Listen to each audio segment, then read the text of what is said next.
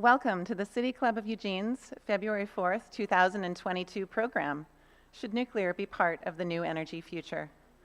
This is the 19th program of our 2021-2022 programming year, and it is my delight to be here today. I'm Karen Knutson, City Club's president-elect.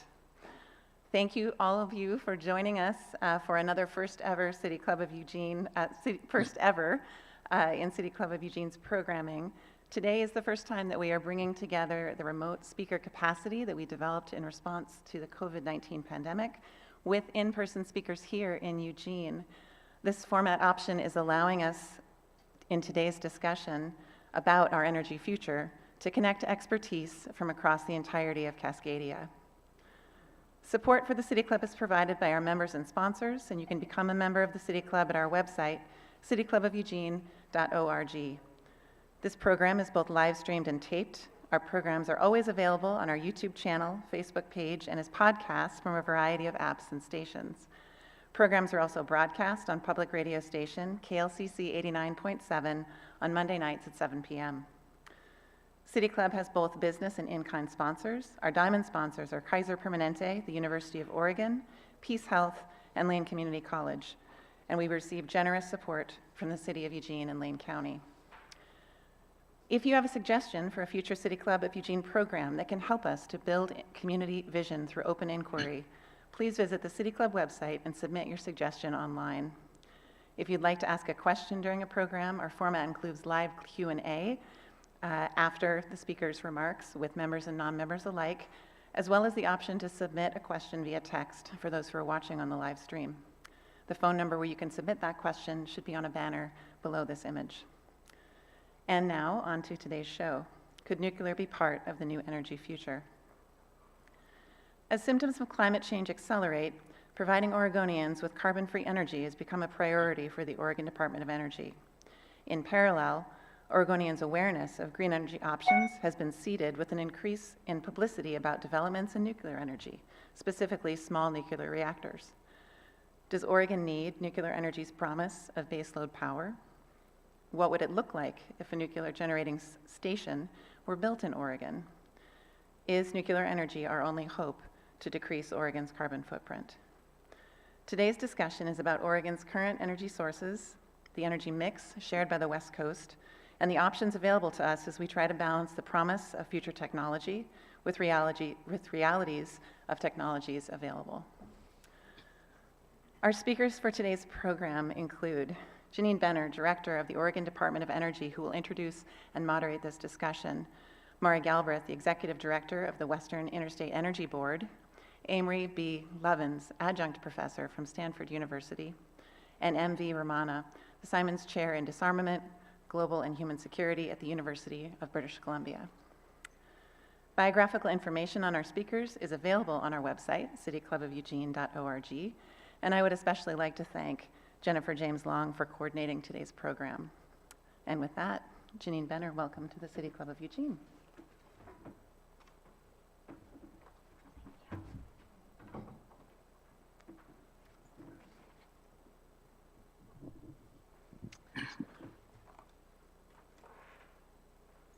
All right, good afternoon, everyone. It's so nice to see people in real life. My name is Janine Benner. I'm the director of the Oregon Department of Energy. I'm also a proud Eugene resident, and so I'm really excited to join you here today. Let's see, get my clicker working. And I really am excited about this distinguished panel we're going to hear from in a minute. Oh no, hold on. Okay. Guess my clicker's not working. Okay, so before we jump in, just a few words about the Oregon Department of Energy for those of you who may not be familiar. What you see on the screen now is our vision, mission, and what we do. And the Oregon Department of Energy has a few roles on nuclear energy. We oversee radioactive waste disposal laws and safe transport of radioactive materials through the state, the siting of large-scale energy facilities, advocating for Oregonians at the Hanford cleanup site in Washington, and then energy policy and where nuclear might fit in. So mostly through Bonneville Power Administration's grid, Oregonians have used electricity generated by nuclear energy since the late 1960s, when the US Department of Energy brought the N reactor online at Hanford in Washington State. The N reactor operated until 1988, and it was the only reactor at Hanford that could produce both plutonium and power. From 1976 to 1992, Portland General Electric operated the Trojan nuclear facility in Columbia County. That was Oregon's only nuclear power plant. And it was one of 13 plants proposed for construction in Oregon and Washington in the late 70s and early 80s in response to global energy insecurity. Only one other power plant was built in the Northwest, and that was the Columbia Generating Station in Richland, Washington. That first went online in 1984, and it's the only remaining nuclear power plant generating electricity in the Pacific Northwest. So will we ever see another nuclear power plant in Oregon? Not anytime soon. Currently, the potential for nuclear power in Oregon is grounded in a statute passed by voter initiative in 1980. The law requires 2 criteria to be met before a plant could be sited by the Energy Facility Siting Council. First, we would need approval by the voters in a statewide election. And second, the establishment of a national nuclear waste repository for spent nuclear fuel, which currently doesn't exist and has a highly uncertain future. Despite these challenges, a new wave of reactor research and development is underway in the United States for what are termed small modular reactors, or SMRs. One of the leading companies, NuScale, is actually based here in Oregon, up in Corvallis.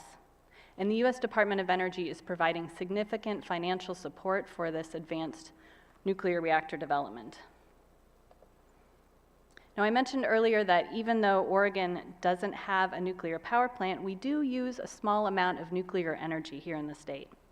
The bubbles on the left of this slide show the mix of energy resources used to generate electricity used by Oregon's utility customers. The Columbia Generating Station in Washington produces about 3.5% of the electricity we use in Oregon.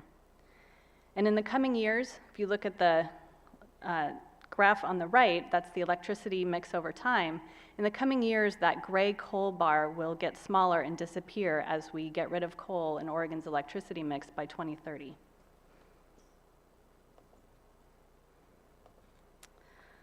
Building on that last point, we have a steep challenge before us to meet our climate change goals. We need to both clean up our electricity supply and grow the size of our electric sector by electrifying otherwise carbon-intensive end uses like transportation. And this means we're going to need a lot of new clean electricity. Wind and solar can meet a lot of the needs, and there are newer technologies like storage and offshore wind that have significant potential as well. Now, will nuclear in Oregon play a part in this? Certainly not without a geologic repository established by Congress or a law change in Oregon. And as you'll hear from some of our speakers today, there are a lot of downsides to nuclear energy. But there are also those who believe that all options need to be on the table in our fight against climate change.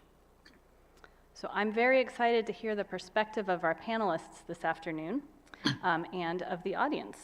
And now I would like to introduce Maury Galbraith of Weeb. And I will stop sharing my screen. Thank you, Eugene.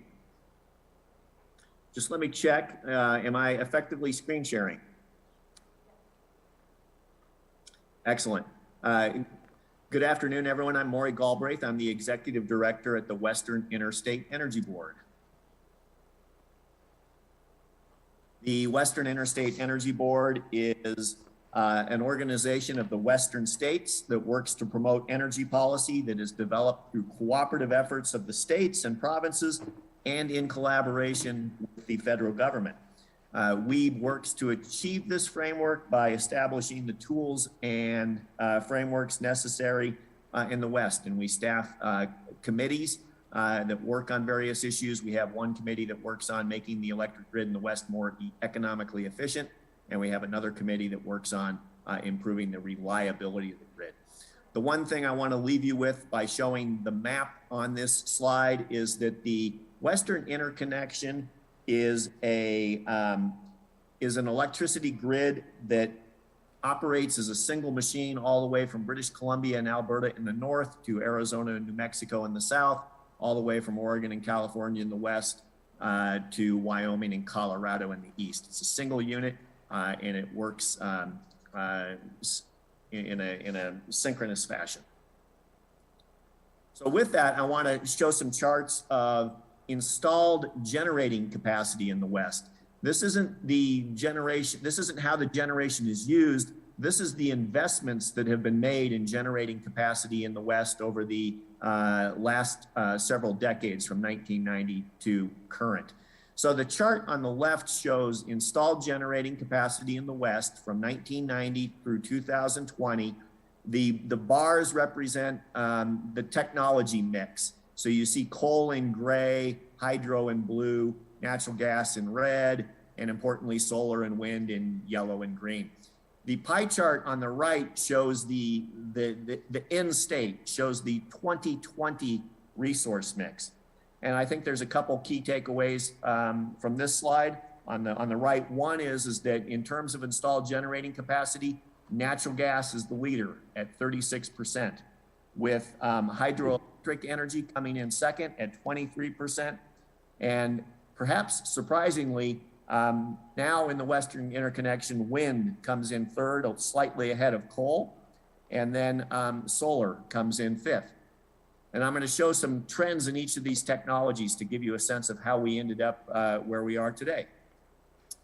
So turning to this slide, again, the same time horizon, 1990 through 2020, except now the bars are where the capacity is located, which state it is located in. And just to orient you, Oregon is in dark green and is going to appear sort of in the middle of these bars in these stacks. And so what you see on the left is coal capacity expansion in the West. And so most of the coal generation was in existence prior to 1990. And what you see is that starting in around 2011, 2012, many of the Western states started retiring their coal units.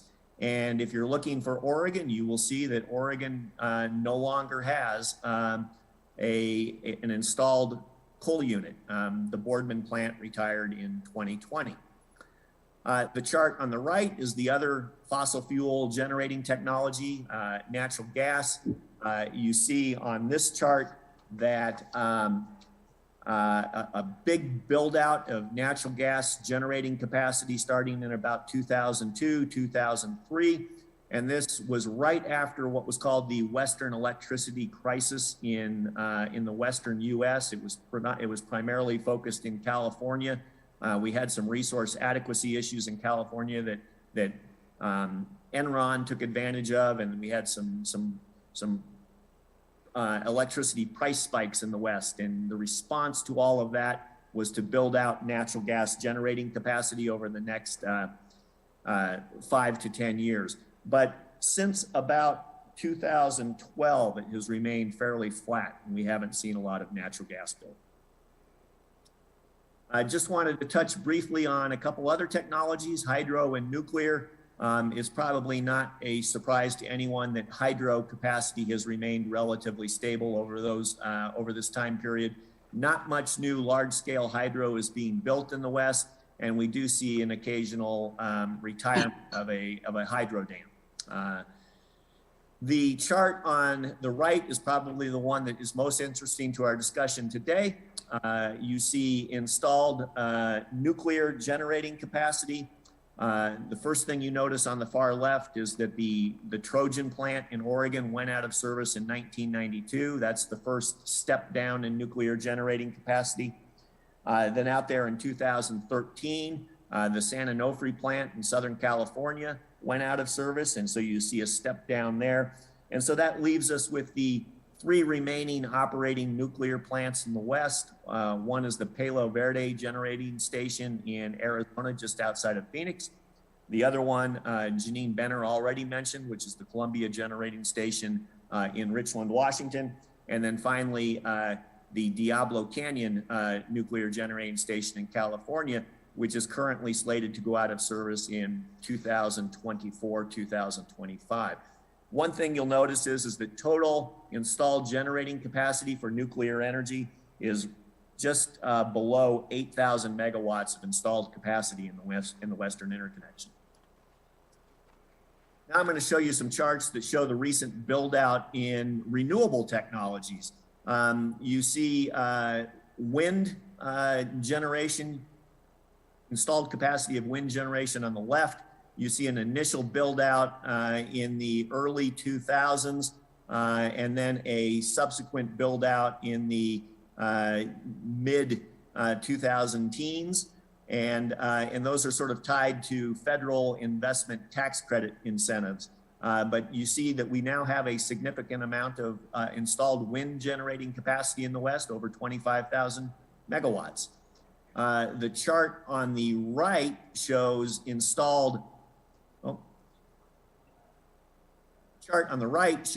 utility scale solar generation in the West. You see that we've had a pretty significant expansion of solar capacity in recent years, most of that occurring in the states of California and Arizona. And we'll talk more about solar and wind here in a minute. I just wanted to throw in one last chart that shows sort of the trends in capacity expansion in the West. This chart shows the expansion in distributed energy resources. This is best thought of as a rooftop solar and generation that customers own and build on their own initiative. And again, you see that we have a significant amount of installed generating capacity of distributed energy resources in the West, with a big portion in California and a big portion in Arizona. All right, I briefly want to touch on an issue that I think is pertinent to our discussion today, which is called resource adequacy. The resource adequacy of a system tells you whether or not your system is capable of meeting the demand for electricity using both its supply side and demand side resources. Resource adequacy is becoming a big issue in the Western Interconnection for two reasons. One, because we are installing an awful lot of variable generation in the West, solar and wind generation, and also because the critical period for maintaining reliability is shifting. It's no longer when the electric load peaks in the middle of the day. The critical period for resource adequacy is becoming the late evening hours, typically between maybe 5 p.m. and maybe 10 p.m. at night, where the sun is setting and you don't know how much capacity you're going to get from the solar and the wind. And so that critical period is shifting. This chart shows a new concept that is being used by system planners in the West. It's called effective capacity. Effective capacity is that portion of installed generating capacity that is considered firm in the sense that it increases the amount of load that you can serve during those critical periods from 5 p.m. to 10 p.m. in the evening. And what you see here on the left is a chart that shows the capacity contribution, or that percentage of installed capacity that's considered firm. And you see that nuclear has a very high capacity contribution, somewhere around 95%. Natural gas is fairly high. Geothermal is high. Coal is coming in at about 90%. Hydro, because it's got a variable fuel supply, comes in a little bit less. And then you see a dramatic drop for wind and solar energy as they're more variable energy resources. So the real question is, when you adjust the installed capacity in the Western Interconnection for what it can provide during those late afternoon, early evening critical periods, you see that we've had a significant drop in effective generating capacity in the West as we retire coal and as we add more wind and solar. And so I think that is one of the reasons why you see sort of a renewed interest in small modular nuclear. And I think that's probably one of the reasons why we're having this discussion today. So with that, thank you. And I will turn it back over to you, Janine. Great. Thank you so much, Maury, for giving us a tour of electricity generation in the West and resource adequacy. And now I would like to pass it along to Romana. And Maury, you're welcome to stop. Thank you. And Ramana, the screen share is yours. Thank you. Thank you for inviting me. My name is M.V. Ramana, and I'm at the School of Public Policy and Global Affairs at the University of British Columbia in Vancouver. It's a pleasure to be able to join you. So Maury sort of set up the problem very well. How are we going to deal with the phase down of coal? As Janine put it, we want to do that by 2030.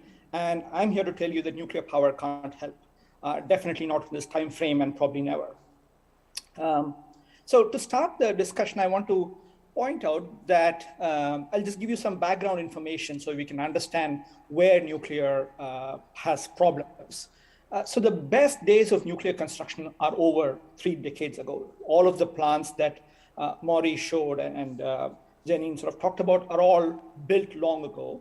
And if you look at globally, there were 2 peaks in terms of new reactors that came on the grid. One peak in the 1970s, which is mostly nuclear reactors in the United States, and then another peak in the mid-1980s, which is mostly in Western Europe. And if you think about reactors having come online at a certain point, that means that the construction must have started earlier, which means that the order for these constructions would have started even earlier.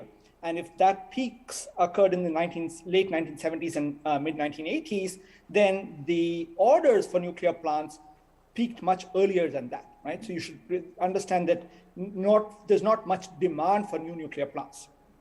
Since the mid-1980s, what we have seen is that there are many years when there are more nuclear reactors that are shut down than actually are coming on the grid, right? And as a result of these trends, what you see is that the share of electricity around the world that is contributed, that nuclear power contributes to, has been declining consistently. The maximum it ever was in 1996 when it was 17.6%. This is global electricity, utility grid connected electricity. And that has declined to about 10% as of 2020. And in contrast, if you look at modern renewables, solar and wind and biomass and geothermal and so on, the share of that has now increased just over nearly 12% as of last year. And this is, I repeat, this is sort of figures from BP, and they have a certain methodology that they use. I'm just using that consistently. Others use different methodologies. You might get slightly different fractions. But the trend is very, very clear that the nuclear share is declining and the renewable share is growing very fast. And again, I repeat, this is not of capacity, but actually of electricity is delivered to the grid.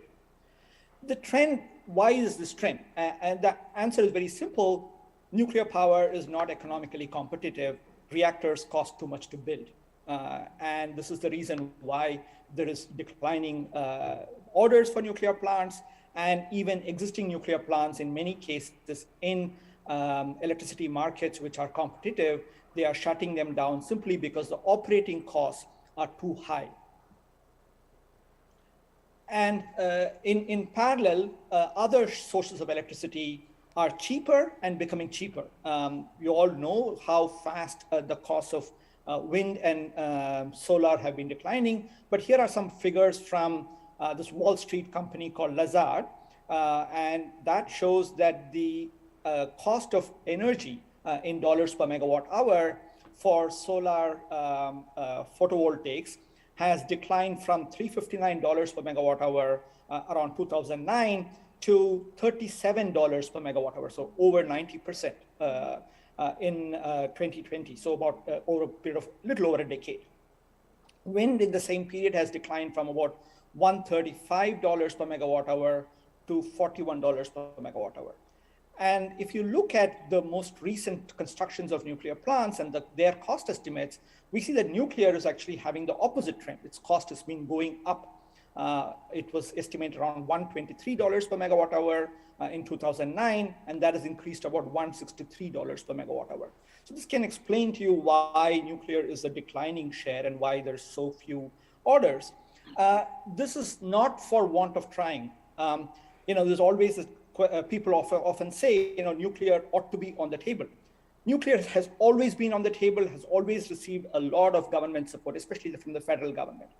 And in the first decade of this century, we saw a lot of hype about what is called a nuclear renaissance. So it was supposed to be this new wave of nuclear power plants that were built, especially catalyzed by the 2005 Energy Policy Act under the Bush administration. And at that time, there were about 30 reactors ordered around the country.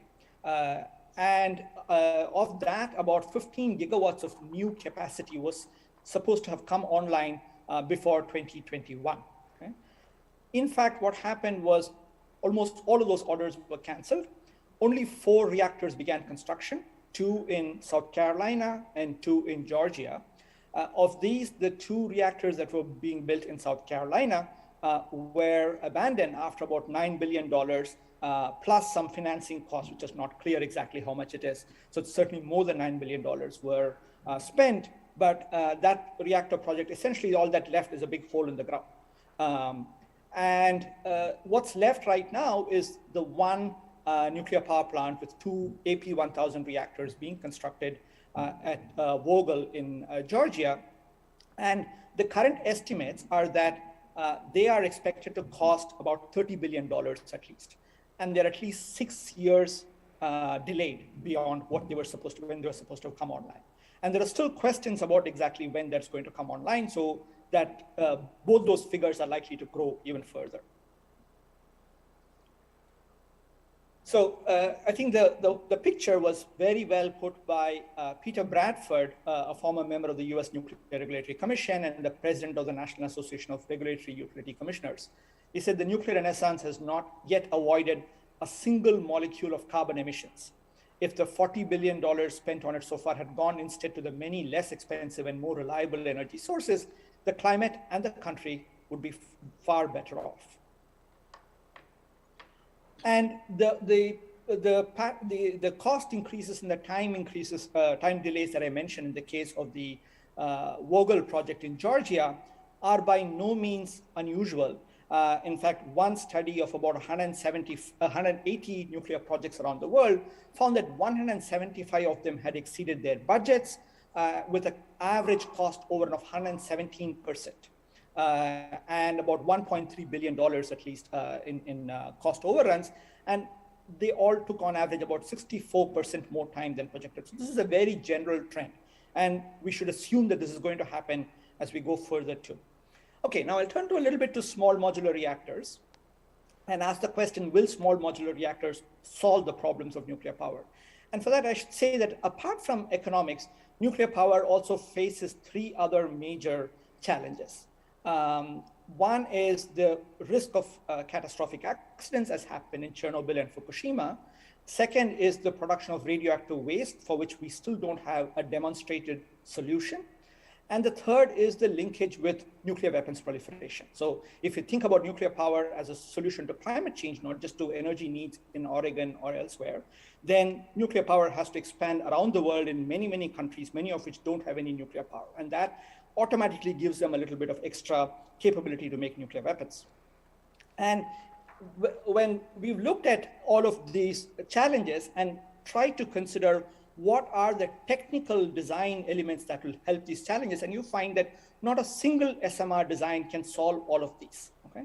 I'm not going to go into all of them in any case, but I'll just say one important thing for this particular discussion, which is that if you go to a smaller reactor, all else being equal, you would expect that a smaller reactor would cost more per kilowatt of generation capacity and per megawatt hour of generation of electricity generation than a large reactor, simply because of what are called economies of scale.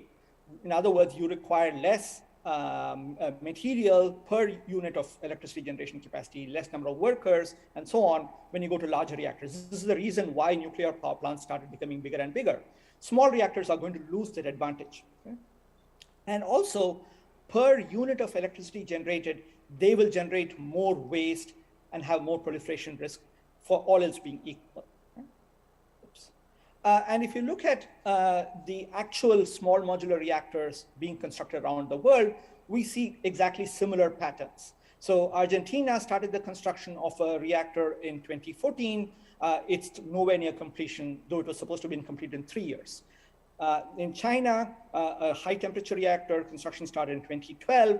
It recently became critical. It's 4 years late, and the costs are so high, they're not planning to build any more of exactly the same design. Russia started a floating nuclear power plant, which was supposed to, construction started in 2007, it was supposed to start working in 2010. It was commissioned in 2020, 10 years late. And it's not been operating very well, partly because it's in a very remote part of the country, with, which actually tells you something about how one might think about nuclear power plants, which are used for doing load following or trying to fill in gaps in the generation. Oops. I would just say, in the interest of time, I'm not going to go through all of these things, but just to say that other reactor designs are also delayed around the world. I'll now turn to NuScale in particular. And I'll say NuScale, when it was set up, was supposed to start operating by 2015, 2016. And the NRC in 2008 put exactly that as its proposed schedule. As of now, in 2020, the NRC undertook a study of the licensing of it, and the advisory committee on reactor safeguards identified a couple of very serious safety issues with the reactor. And so as of now, the NuScale reactor, even though they may claim something to the contrary, is not ready for construction. Okay? And their current plans are that they will start constructing later this decade for the UAMPS project to be built in Idaho, but it's very, very unlikely they're actually going to meet that deadline. And if you look at the costs that are proposed for NuScale, you see exactly the same pattern. Its costs have been going up consistently. And if you look at the most recent cost estimate that was proposed, that was mentioned by the CEO of UAMPS, that cost is roughly the same per kilowatt as what the cost of the AP1000s being built in Vogel in Georgia when construction started. And the construction now has doubled that cost. So you should assume that something of that order of magnitude is going to happen here, which makes NuScale extremely unattractive. The last thing I want to say is that in as much as the problem that Maury mentioned, that there's going to be these gaps in the evening when maybe there's no solar generation, nuclear, if you're going to try to use it to meet those gaps, you will reduce the capacity factor, or even in general as a backup for wind and solar, you will reduce the capacity factor, which means the cost per level of energy is going to go up even further, making it even more uneconomical. So I will stop there and turn the floor over to Amory. Thank you very much. Thank you so much, Ramana. Now, Amory Levins is going to wrap us up. Okay. I agree with what you've just heard, and I want to supplement it.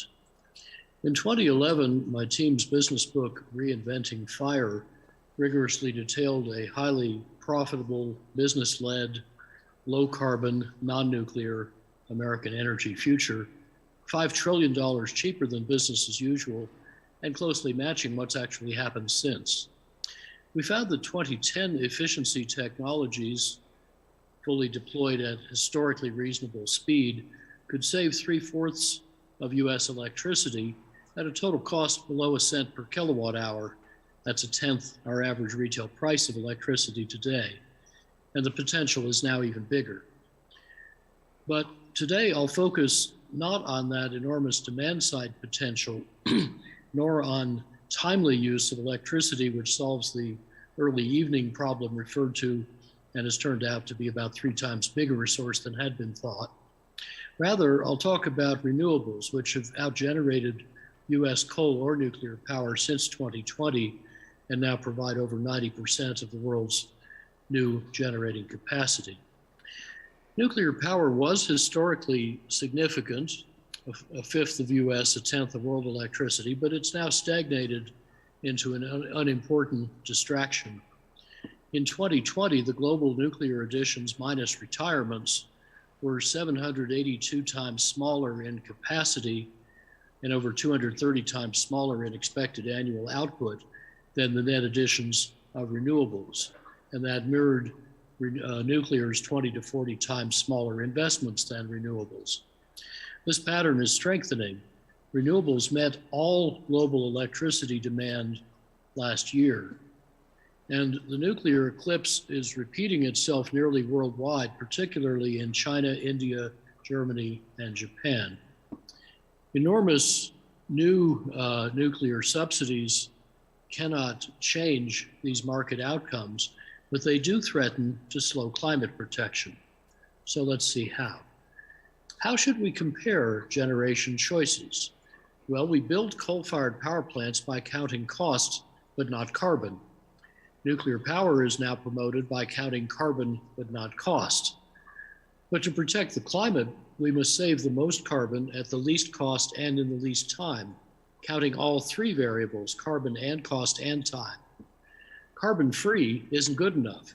We also need cheap and fast, because costly or slow options save less carbon per dollar or per year than cheaper or faster options, and will thus reduce and retard achievable climate protection.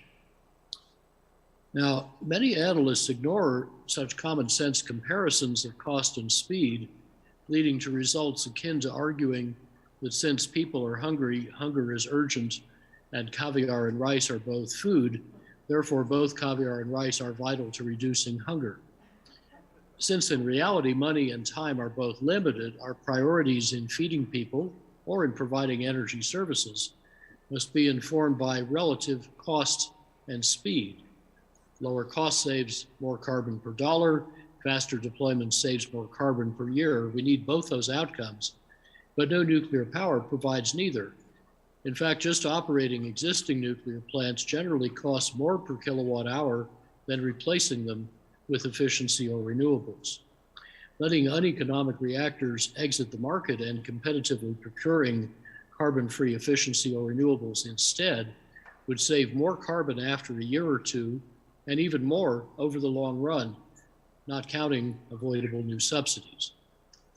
Let me expand Professor Ramana's explanation of why achieving competitive cost with various kinds of small modular reactors or advanced reactors really takes magical thinking. Early SMRs would produce electricity at about twice the cost of today's light water reactors, because as a matter of physics, reactors don't scale down well. And today's light water reactors, according to Lazard, are 3 to 8 times costlier than modern renewables, or about 5 to 10 times costlier than on-site efficiency. But by the time SMRs, if successful, could begin mass production, their carbon-free rivals, efficiency and renewables, are set to get another twofold cheaper based on observed learning curves, which nuclear power has never demonstrated. So just do the math. 2 times 3 to 8 times 2 means mass production would have to make SMRs about 12 to 32 times cheaper, or using Bloomberg's cost figures, 20 to 52 times cheaper. Neither range is remotely plausible. Mass production simply will not get you there. So SMRs can't catch up because small modular renewables, the other SMRs which do scale down well, have decades of head start in exploiting their own formidable economies of scaling and learning. Novel kinds of reactors or fuel cycles offer no escape, because even if the minor nuclear part of the prohibitive total capital cost of today's reactors were free, if you had free nuclear steam, the non-nuclear remainder would still be about 2 to 6 times too costly. Nor could SMRs even be developed and scaled fast enough to help much before renewables have already decarbonized the grid anyway. So substituting SMRs for renewables and efficiency would make climate change worse. A climate non-solution isn't worth paying for, let alone extra. Let me end by summarizing why traditional so-called baseload generation by big, lumpy, inflexible thermal plants is no longer needed or desirable or economic. To keep the grid reliable while supply becomes renewable, we can use not just one grid flexibility resource, bulk storage drawn in magenta here, but at least 10 kinds sketched here in order of increasing cost. Your actual cost will vary, but bulk storage comes last, not first, so we needn't wait for a storage miracle, and the market isn't waiting. Now, more variable output as we get more wind and photovoltaics does require careful operation, but this is a solved problem. We already have an ample portfolio of cost-effective ways to balance grids on all required timescales. We didn't know now the exact mix we'll use in the 2040s. As climatologist Ken Caldera says, controversies about how to handle the endgame should not overly influence our opening moves. Consider the Texas grid, a tough case with no big hydro dams and only 1% interstate connections. By 2050, Texas summer weeks expected loads can get much smaller and less peaky with efficient use. Then we can make 86% of the annual electricity with wind and photovoltaics and 14% from dispatchable renewables. This 100% renewable supply can then be matched to the load by putting the surplus electricity into two kinds of distributed storage worth buying anyway, high storage air conditioning and smart charging electric autos, and then recovering that energy when needed and filling the last gaps with unobtrusively flexible demand. With only about 5% left over to help decarbonize the rest of the economy, the economics should be excellent. And Oregon's hydropower, of course, would make this far easier than it is in Texas. Some grid operators do such choreography today. Germany and Britain are half renewably powered, and already at least 5 European countries with modest or no hydropower are meeting about half to 3/4 or more of their electric needs from renewables, adding no bulk storage and with superior reliability. For Denmark and Germany, about 5 times ours. The ultra reliable former East German utility, 50 Hertz, is over half wind and solar powered, and they expect 100% renewables reliably integrated by 2032. So as my colleague Clay Stranger says, the operators have learned to run these grids the way a conductor leads a symphony orchestra. No instrument plays all the time, but the ensemble continuously makes beautiful music. I'm confident that Oregon can do the same once the rest of the state catches up with EWIN. So thank you for your kind attention, and I'm looking forward to our discussion. Thank you so much, Amory. I love the vision that you shared of what the future could look like in Texas and Oregon, and that symphony, especially since we have such a wonderful symphony here in Eugene, is really a great analogy. So the Oregon Department of Energy does not have a position on nuclear energy, but I'm going to ask some provocative questions to get our conversation going with our panelists. And I'd like to start with the issue of nuclear waste, which was referenced today, but not talked about too much. So it's a significant long-term concern, but there are some who are now arguing that nuclear waste is a significant long-term problem. Nuclear accidents are rare, but climate change is here now. And in fact, U.S. climate envoy John Kerry says he's changed his early career opposition to nuclear power because of the greater necessity to cut emissions. Nuclear currently supplies 20% of our electricity in the United States, and that is power that doesn't emit greenhouse gases. So the question would be, and I think I know the answer from a couple of you already, but is it worth reconsidering opposition to nuclear energy in light of climate change? And how do the risks associated with nuclear energy compare to the risks of climate change? Who would like to start with that one? Let me jump in. The first thing I would say is John Kerry ought to listen to Amory's presentation, and maybe he will change his opinion. Because if nuclear is not going to be a climate solution, there's no point in sort of comparing these two risks. I'd first say that. The second thing I'd say is, there is a pattern of underestimating the risks from nuclear power, including accidents, which you've seen again and again, right? Nobody expected the accident at Fukushima to occur, right? Same with Chernobyl, right? If you heard, I would say nobody in the official part. I mean, there are definitely people who are outside, decision makers who would say that exactly, right? The same with Chernobyl. Soviet nuclear scientists would say, this reactor is safe because it is not vulnerable. The RBMK reactor design was safe compared to light water reactors that were built in the United States because it doesn't have the risk of a pipe break and so on and so forth. But they forget other risks that are other accident possible modes. So I'd say those two things are, there's a pattern of underestimation of nuclear risks. and an overestimation of its potential benefits. And in fact, at a technical level, Professor Romano, you've actually published quite a lot of peer-reviewed literature on the peculiar and unique safety and proliferation risks of these proposed new kinds of reactors. They're not like the ones we have, but that doesn't make them better. They're actually riskier in some important respects. But I would just get back to the first point that nuclear is empirically slower, less certain of getting built, less certain of working properly. There are a lot of lemons. Trojan was one. And also more expensive. And therefore, just do the math. If something costs more per kilowatt hour, that means you get fewer kilowatt hours per dollar. Therefore, it will displace less fossil fuel generation per dollar. Therefore, it makes the problem worse. This is really simple logic, and claiming that we need everything because the problem is urgent is exactly backwards.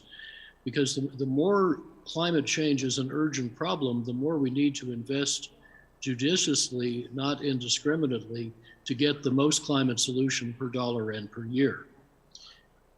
The one area of confusion I think remains is that we've been making comparisons here in cost per kilowatt hour for a given technology, but not for the whole electricity system. Mm-hmm. And that's why I included at the end a little bit on grid integration. But if you look, for example, at the German grid, which is one of the world's most heavily industrialized countries and about half renewably powered now, the last year or two, they've been over 50% renewably powered in just about every week of the year, and in many weeks approaching 100%. The lights stay on fine. What can I say? They're German engineers. Well, we have good engineers too. And of course, if you had asked the Danish engineers 15 years ago, could you imagine running on, well, this year they're probably around 80% renewably powered, almost all wind power, they'd have said, no, you're crazy. But they've actually figured out by doing how to do this, how to run the grid differently. And now they forecast wind power so well that the East Danish operators are able to bid wind power into the day-ahead hourly auction and use it to firm everybody's power supply, even though it's a variable renewable. In other words, they have more confidence they can deliver those megawatts at 4 o'clock tomorrow than the grid operator has, that when you press the button, the peaker will actually turn on. That's quite impressive. Now, of course, there are technical solutions on the supply side you can use for that evening load that Maury referred to. It's very popular now to use bifacial solar. That is, you face it east and west, and light coming in either side gives you less in the middle of the day when you have a lot from conventional south-facing solar, but then you get more in the evening, so you stretch that delivery. But more importantly, on the demand side, in ways that are unobtrusive, unnoticeable to the customer, you can change when electricity is delivered, get the same service out, and save money. So in Texas, you can get rid of that so-called duck curve and that steep ramp in the evening with 8 kinds of demand response that pay back collectively in about 5 months. They cut the daily range of load by half.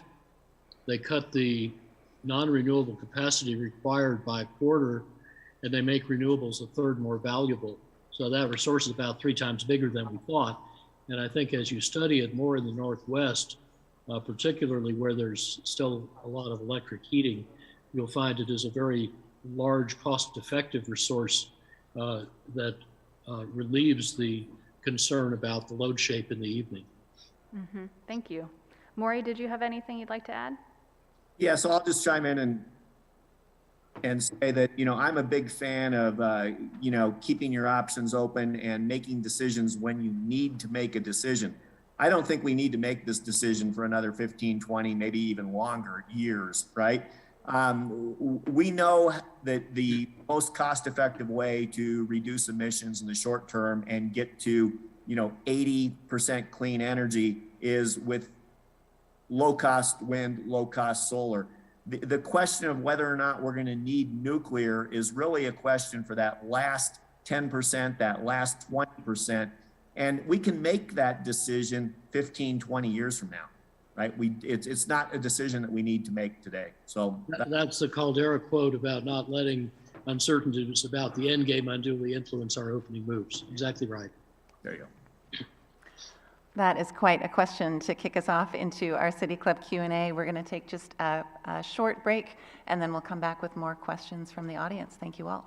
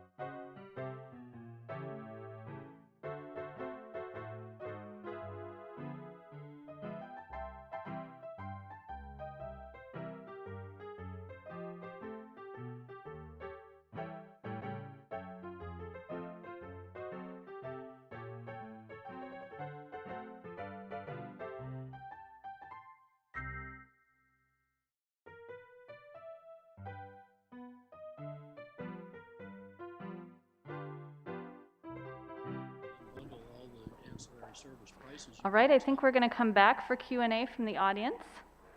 And panelists, just a reminder, we have about 6 minutes for questions, so please try to keep your answers as brief as possible, but I know it's a very long and hard topic, so I understand that's a challenge, and I will leave you with that. So we have our first question. Good afternoon to all our speakers. Thank you so much for being here this afternoon. I'm Ingrid Kessler, and I've been a member of City Club for 2 years. In light of the data that you've presented, would you advocate for shutting down the reactors that are active now? And thanks so much again for your time today. Thank you, Ingrid. I would expect them to compete at honest prices in an open market. And what happens when you do that, as we found empirically, is most of them cost too much to run. It's cheaper to close them and to buy efficiency or renewables instead, competitively procured to do the same decarbonizing and power supply tasks. And the state experience, half dozen places this has been done, is that for the first year or two, you may burn a bit more gas, then the efficiency of renewables fill in the market created by the nuclear shutdown. And over time, they actually save more carbon than the nuclear operation would have because they're cheaper. Thank you. We've got another question. Yes, this is Mary Layton, and I'm reading a question that came in online from one of our live stream viewers. What does NewScale say about costs and time? Yeah. Right. NewScale's costs have gone up consistently over a period of time. Their last cost estimate for the UAMPS project, as I mentioned, was about $5.3 billion for a unit with 4 modules. So that's what I calculated in my slides, was in terms of dollars per kilowatt, was comparable to Vogtle when construction started. It's actually more expensive than Vogtle than when construction started. And its timeline has also been shifted backwards consistently. They're now talking about 2029, 2030. I find that very difficult to imagine happening. Last I looked, they lost about half their customers, and the real sticking point should be, and I think is for many customers, who's going to take the risk of cost overruns or non-performance. Thank you so much. We have another question. Joel Corin, City Club member. Yesterday on National Public Radio, there was a story about a coal town in Wyoming where there's a proposal to build a nuclear plant and try to train the miners to run the nuclear plant.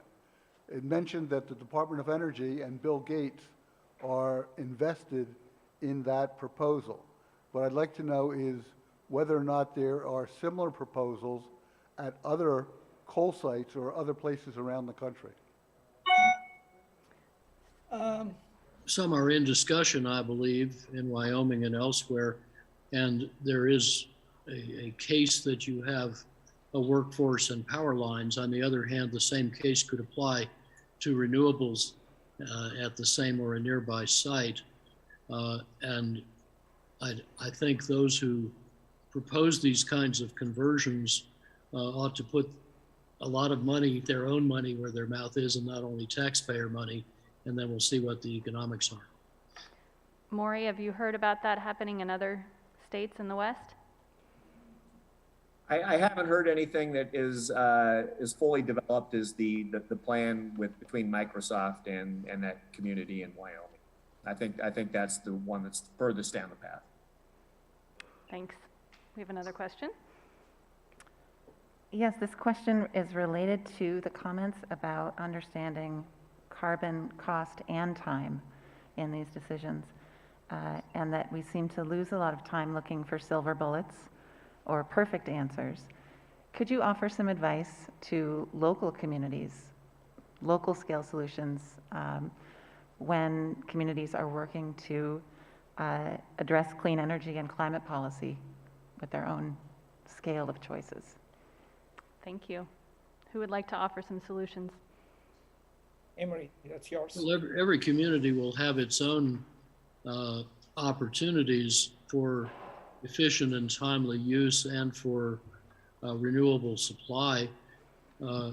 And we actually have tried in several dozen communities here and abroad what we call an economic renewal project. It's a bottom-up analytic and organizing process that enables communities, especially distressed ones in the Intermountain West where the extractive industry went away, like a coal mine, to design and build a sustainable local economy.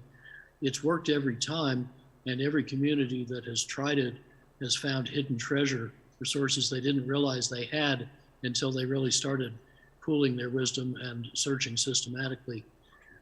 So I'm hoping we can get that project revived, and there are a number of Western governors of both parties who would be very interested to do that. Thank you, and I'll take an opportunity here to put a plug in for the Oregon Department of Energy. We have resources and technical assistance available to communities as they face that journey to try to decarbonize their own communities. We have a lot of resources on our website, and also the biennial energy report will tell you everything you want to know about energy in Oregon. And then finally, in March, we'll be launching a new community renewable energy grant program with money from the Oregon State Legislature to help support renewable and resilience projects around the state. So I hope folks will reach out to us, and we'd love to walk you through your carbon planning. And I think if someone comes in with a flashy project that they would like your community to build, ask who pays for it, who takes the risks, and see if the risk and capital line up with each other, and make sure that those who think it's a good idea are willing to invest in it and bear the risks that they say are minimal, and can they finance it with voluntary private capital instead of constricted public capital. Great Basic advice, of, good conservative economic principles. Wonderful. Well, thank you for that great advice, and I think those are great, wise words to end on. I'm seeing the president here, and I think she's here to wrap up our panel. So thank you, panelists, so much for your time this afternoon and for sharing your wisdom with us. And now I will bring back the president. Thank you. Thank you all so much. This has been our February 4th, 2022 program, Should Nuclear Be Part of the New Energy Future? And before we finally thank our speakers one last time today, I'd like to recognize City Club's Diamond sponsors. Kaiser Permanente exists to provide high-quality, affordable healthcare services and to improve the health of our members and the communities that we serve. More information is available at www.kp.org. The University of Oregon has helped Oregonians question critically, think logically, reason effectively, communicate clearly, act creatively, and live ethically since 1876. For more information, visit uoregon.edu. Peace Health has been proud to serve Eugene, Lane County, and beyond as your hometown healthcare partner for more than 80 years. The Peace Health mission is to keep you and your family healthy, and you can learn more at peacehealth.org. And Lane Community College transforms lives through learning. LCC provides comprehensive, accessible, high-quality educational opportunities that promote student success. For more information, visit lanecc.edu. And we are grateful to the generous support from the City of Eugene and Lane County. I would like to acknowledge our Ruby sponsor today, Johnson & Johnson, Lucas and Middleton. Support for the City Club of Eugene comes from Johnson & Johnson, Lucas and Middleton, a team of experienced, compassionate attorneys fighting for justice. If you have been seriously harmed by wrongdoing or need help, contact justicelawyers.com. Our Sapphire sponsor, Bennett & Dean Real Estate. Support comes from Bennett & Dean Real Estate, a full-service real estate brokerage offering a comprehensive range of services for buying and selling a Lane County residence. For more information, visit bennettdean.com. Today's gold sponsors are Sacred Earth Botanicals and Network Charter School. And thank you to our in-kind sponsors, KRVM 91.9 Radio, PAC Info and Simplified Computing, LLC, and Dotson's Photography. And a special thank you to public radio station KLCC FM 89.7 for airing City Club programs on Monday nights at 7. Our programs are always available on our YouTube channel, Facebook page, and via podcast apps, and we invite everyone, members and non-members alike, to participate in programs at our new venue for 2022, the First United Methodist Church at 1376 Olive, or by live stream on our YouTube page. And for more information, visit cityclubofeugene.org. Please join us next week on Friday, February 11th for the first of 2 upcoming programs focused on mental health. Next Friday's program, Kids Mental Health. How are they doing and how can we help? To learn more about this program and other future programs in City Club, visit our website, cityclubofeugene.org. And finally, in closing, thank you again to our esteemed speakers today and for the insight and context that you shared with us about complicated question, but critical question for our future. There are only big questions and difficult questions left, but we can take smart steps with all of them. So in closing, thank you, Janine Brenner, Maury Galbraith, Amory B. Levins, and M.V. Romana for joining the City Club of Eugene. This concludes today's City Club of Eugene program. Thank you for joining us in community conversation and for helping us to build community vision through open inquiry. Take care, stay safe, and we look forward to seeing you next week. Thank you very much. My Oregonian wife thanks you all.